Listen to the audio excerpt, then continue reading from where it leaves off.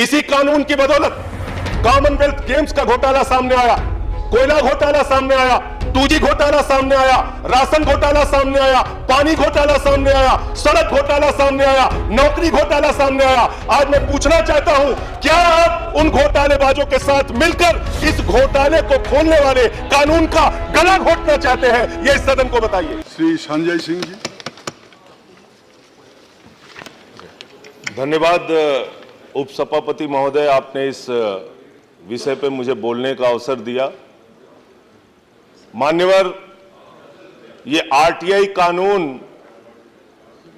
किसी सरकार की पहल पे नहीं, बल्कि इस देश में लाखों की संख्या में काम करने वाले, गांवों में लड़ने वाले मजदूरों के लिए, किसानों के लिए, आम आदमी के लिए संघर्ष करने वाले लोगों के आंदोलन की बदौलत, उनके संघर्ष की बदौलत ये आरटीआई का कानून इस देश के अंदर लाया गया मानवर।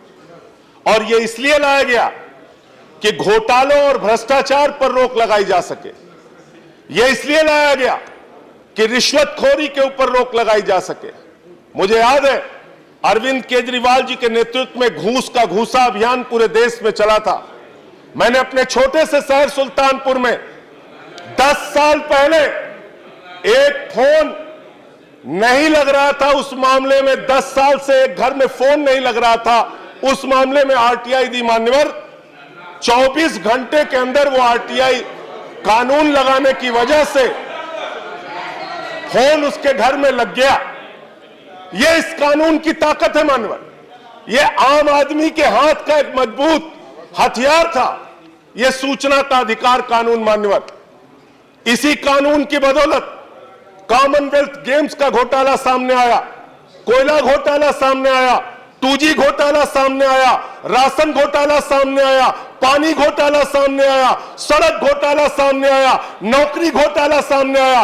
आज मैं पूछना चाहता हूं, क्या आप उन घोटालेबाजों के साथ मिलकर इस घोटाले को खोलने वाले कानून का गला घोटना चाहते हैं? यह इस सदन को बताइए। आप इस कानून का गला क्यों घोटना चाहते हैं? इस कानून का गला घोट रहे हैं आप, और आपको इतिहास माफ नहीं करेगा। आपके चेहरे पर इस देश की जनता कालिख लगाने का काम करेगी, जो काम आज आप करने जा रहे हैं। आज मान्यवर, आप अस्पताल में मां का इलाज कराने जाइए तो रिश्वत देनी पड़ती है। तहसील में आय प्रमाण पत्र, जाति प्रमाण पत्र, निवास प्रमाण पत्र बनवाने जाइए तो रिश्वत देनी पड़ती है। बेटे के एडमिशन के लिए जाइए तो रिश्वत देनी पड़ती है। नौकरी के लिए जाइए तो रिश्वत देनी पड़ती है। बच्चा पैदा हो जाए, जन्म प्रमाण पत्र के लिए जाइए तो रिश्वत देनी पड़ती है।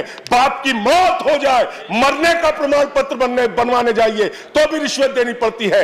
उन रिश्वतखोरों के साथ आपका क्या समझौता हुआ है जिसकी वजह से आप इस कानून को कमजोर करना चाहते हैं? इस कानून को कमजोर करना चाहते हैं। आप इस देश को बताइए, आप ऐसे ऐसे संशोधन लेकर आ रहे हैं जिसका आपको अधिकार नहीं, सिर्फ इसलिए आज इस सदन में पूरा देश आपको देख रहा है।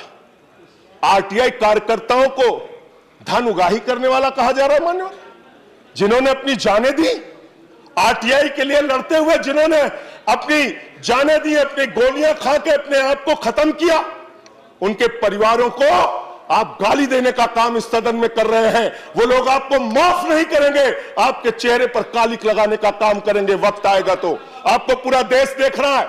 इसलिए मैं कहना चाहता हूं कि आज इस आरटीआई संशोधन के माध्यम से इस देश के आम आदमी के हाथ में रिश्वतखोरी से, भ्रष्टाचार से, अन्याय से, अत्याचार से लड़ने का जो अधिकार उनके पास था, वो अधिकार आप छीनने का काम कर रहे हैं।